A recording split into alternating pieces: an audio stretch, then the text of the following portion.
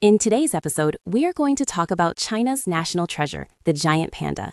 They are among the most adorable and derpy animals on Earth. Looking at their appearance, it's hard to imagine anyone not liking them. Consequently, pandas enjoy immense popularity worldwide. No matter which zoo you visit, if they have a panda, it acts as a golden brand, an absolute top-tier attraction. They are truly a phenomenal species. To be honest, if our channel didn't cover pandas soon, it would almost seem impolite, so we had to arrange this quickly. A panda's appeal goes far beyond just its looks. Their carnivorous nature, their deep connection with bamboo, and their demanding mating conditions are all very unique and full of interesting stories.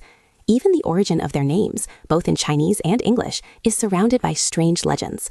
Historically, the term xiangmao, panda, wasn't used in ancient China. In Sichuan and Shanxi, they were more reliably known as huaxiang, flower bear, or zhuxiang, bamboo bear.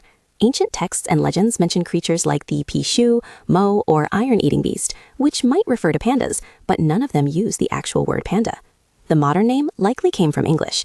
In 1869, a French missionary named Armand David saw a panda in Sichuan. Unfamiliar with it, he asked the locals what it was, and the villagers called it a huaxiang. David eventually gave it a scientific name, essentially meaning the bear with black and white patterns. Later, zoologists mistakenly thought they were related to the lesser panda, red panda, because of similarities in bone and tooth structure. Since the lesser panda was already called panda, the larger bear became the giant panda, and the original became the red panda. As for the Chinese name, xiangmao, the Encyclopedia Britannica provides a clue, under the red panda entry, noting it was also called hongmaoxiang, red cat bear. Since red pandas really do look like cats, the term xiangmao, bear cat, likely emerged during the translation of the red panda's name. Because the giant panda became so famous, the term eventually came to refer primarily to them. There is also the famous panda versus cat bear, xiangmao versus maoxiang debate. A popular story claims a 1940s specimen exhibition in Chongqing labeled them as maoxiang, but because people were used to reading from right to left, they read it as xiangmao. However, scholars have debunked this. The xiangmao terminology appeared in the Zhonghua Dictionary in 1915 and the Sihai in 1938, making the 1940s misreading theory quite flimsy. While it's true that pandas are bears and maoxiang, cat-like bear, might seem more accurate, we must remember the name was originally meant for the cat-like red panda.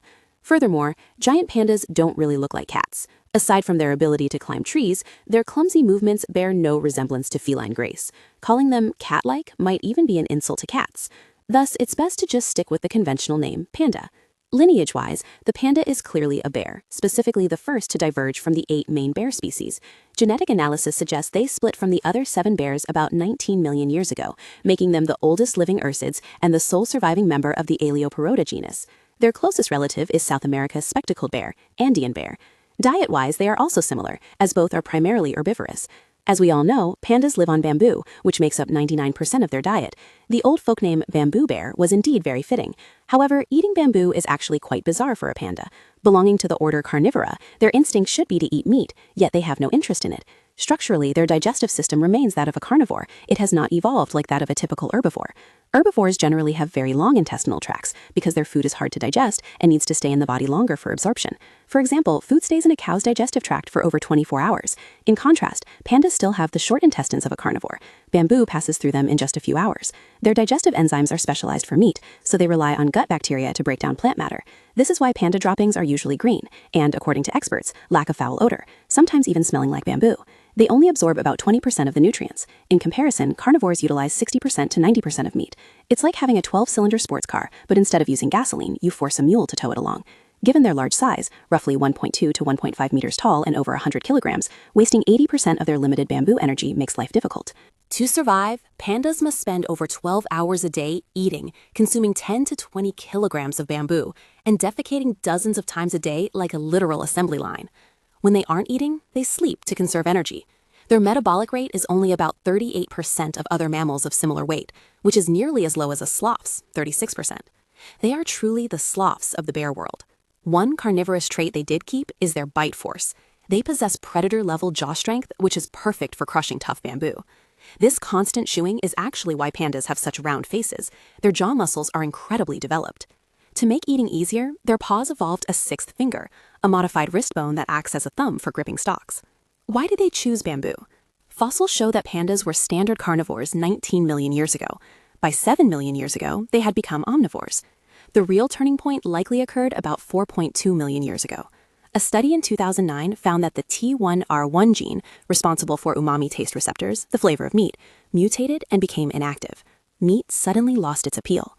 Meanwhile, bamboo was abundant in China. Sitting around eating bamboo all day was much easier than the exhausting work of hunting. Bamboo's greatest advantage is that it stays green year-round, ensuring a food supply even in winter. This leads to another unique trait. Pandas do not hibernate. While other bears sleep off the winter, pandas are most active in the snow. They simply don't have the energy reserves to hibernate. Bears like polar bears or brown bears pack on massive fat reserves before winter, losing over 30% of their weight while sleeping. Because pandas eat bamboo, they barely maintain an energy balance and can never store enough fat to survive months of fasting. Instead, they migrate.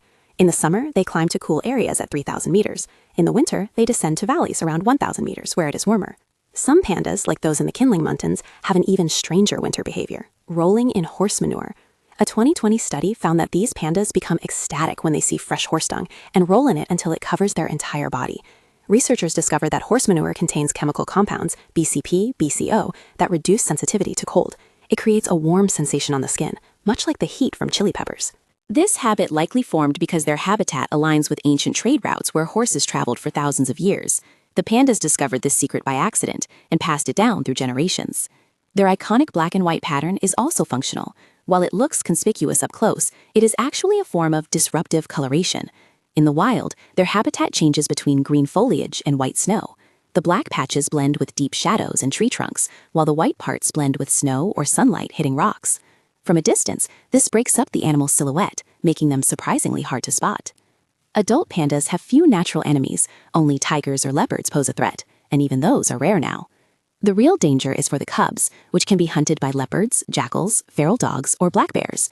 However, the greatest threat to the species has been human expansion and habitat loss. Their range is now less than 1% of what it was historically. At their lowest point, there were only about 1,000 wild pandas left. Early captive breeding was incredibly difficult due to the 3 hardships: getting them into estrus, achieving pregnancy, and ensuring cub survival.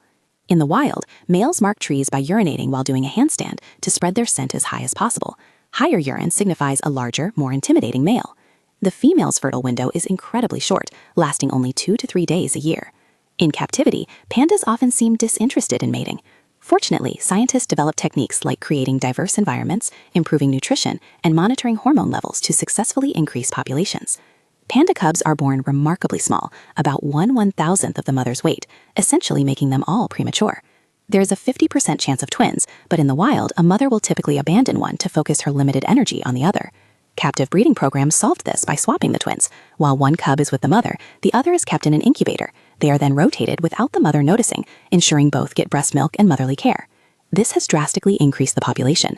Through decades of work, including the creation of the Giant Panda National Park in 2021, the wild population has grown to 1,864. Their status has officially been downgraded from endangered to vulnerable.